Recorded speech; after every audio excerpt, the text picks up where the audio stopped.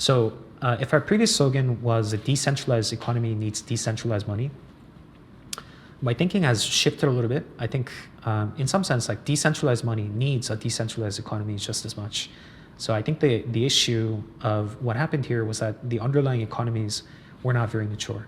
Hey guys, over the past few weeks, I've grown a rather unhealthy obsession with the coinage interviews that were provided just after the downfall, the depeg, the crash, and the information that I'm finding inside this. I think it's very undervalued. I think this is something we overlooked as a community, and myself going back and starting to figure out this is a bit of a gold mine, if you will, because we see a perspective of Dokwon that's still very positive. He's adamant that Luna itself, being 2.0, is going to come out on top.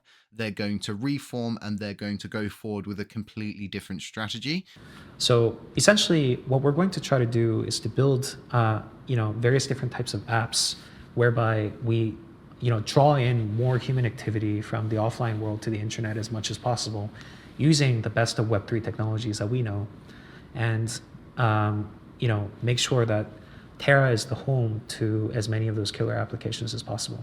This part's crucial because he's really giving us the indicator that building apps, building utilities, protocols, dApps, mobile apps, the things that are really going to draw the user base from the existing world into crypto being Web3 itself.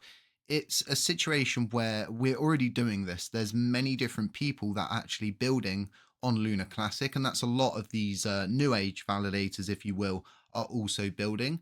So we've got a lot of positivity there. We've got the exact thing he is explaining here. We're seeing this, but what we need to see more of from my perspective and really pushing on what DK is saying here is the idea and the aspect of really pushing the technology out there to more people. And instead of seeing people flock to Solana, seeing people flock to Tron, maybe we could draw a new user base to the Terra Classic ecosystem and we could become a dominant factor again in the Cosmos ecosystem, which is absolutely huge. I think last time we checked, it's around $41 billion. This is something you're definitely going to want to get a slice of. And Dokwon clearly understood that what we need is apps, and more things to attract more people who are then going to attract more people in turn as they're successful and they work their way up in our ecosystem. One thing that people just generally don't understand about Web3 is that they see hundreds of different apps and then they think that usership is like uniformly distributed across these things. But actually, like if you look at how Ethereum block space was being spent, prior to the crash, I think OpenSea was maybe 25, 30% of all gas fees being spent, NFT mints another 20%, and maybe just general token transfers and DeFi, the remaining percentage.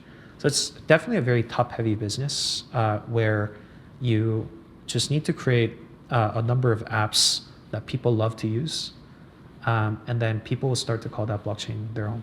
DK wasn't stupid despite his downfalls and the situation he's got himself in. He had a very good understanding of the gas distribution and the fees being accrued and what was really making up the majority of that. And the way he looked at the Ethereum ecosystem is very precise. He understood that a good portion of the fees that are being generated are effectively coming from NFT collections on OpenSea and then from token transfers, and then from NFT sales outside of places like OpenSea.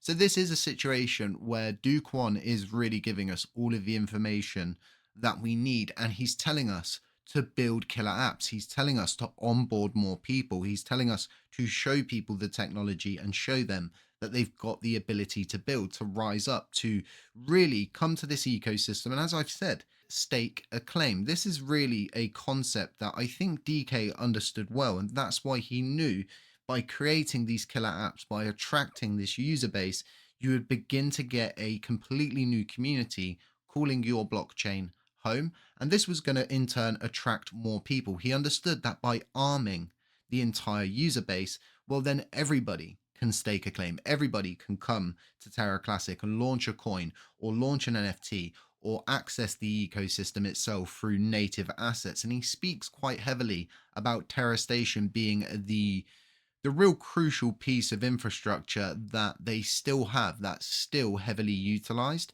We really should pay more attention to this interview and what DK had to say during this time when he was still very positive.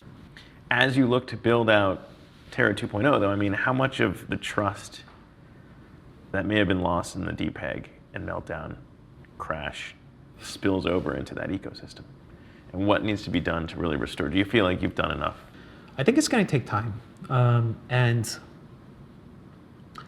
I think, I think one aspect of Terra 1.0 that probably wasn't as healthy was there was a lot of trust in like one person, right? Which is me. And I don't think that's like representative of what actually happened. If you look at like the amount of talent that was working out of TFL, even though they didn't particularly like to shitpost on Twitter very much, is very large. And we've had some great engineers, product managers that were setting the tone for a lot of the projects that we were pushing out. And I think in reality, where people gave me a lot of credit for in terms of building up an ecosystem, I happen to be the most public facing figure.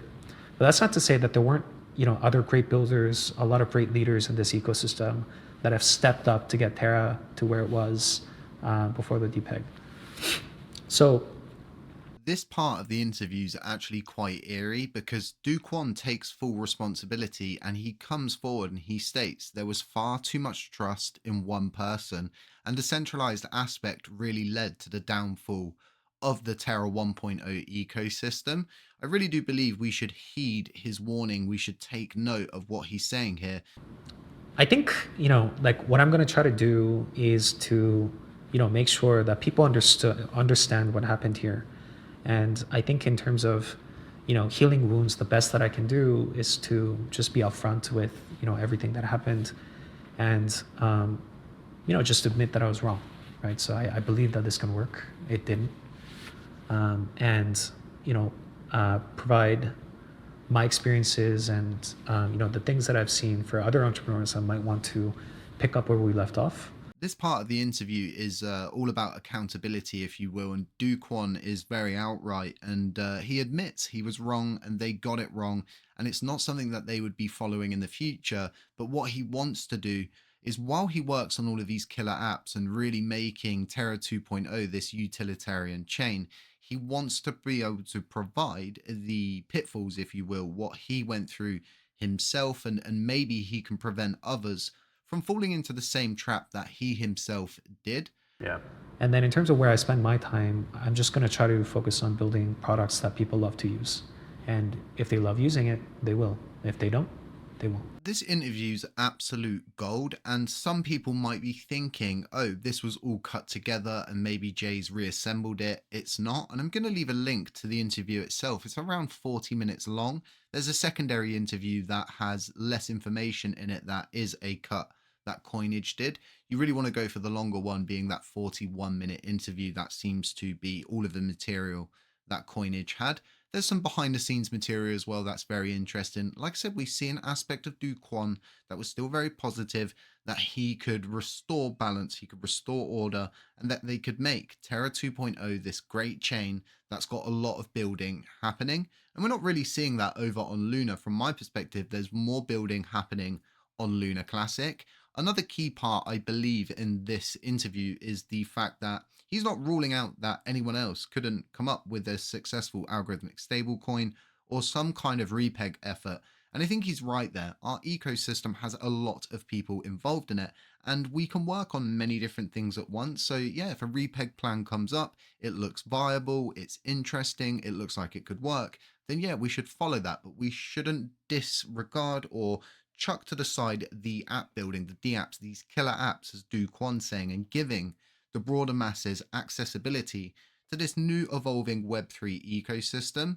We live in a time when people really do struggle to make an email account, to prevent themselves from being hacked. And, it's baby steps at all times. If we can make that easier on the user base, well, then we're going to do what DK did. We're going to attract these offline users to the online Web3 world, and they're going to begin calling this place home. The new age American dream. And I think DK saw that. But look, guys, if you like this content, don't forget to subscribe, drop a like on the way out, drop a comment. It's really going to help us out here on the channel. And aside that, stay safe, stay humble, stay aware, and I'll catch you in the next one.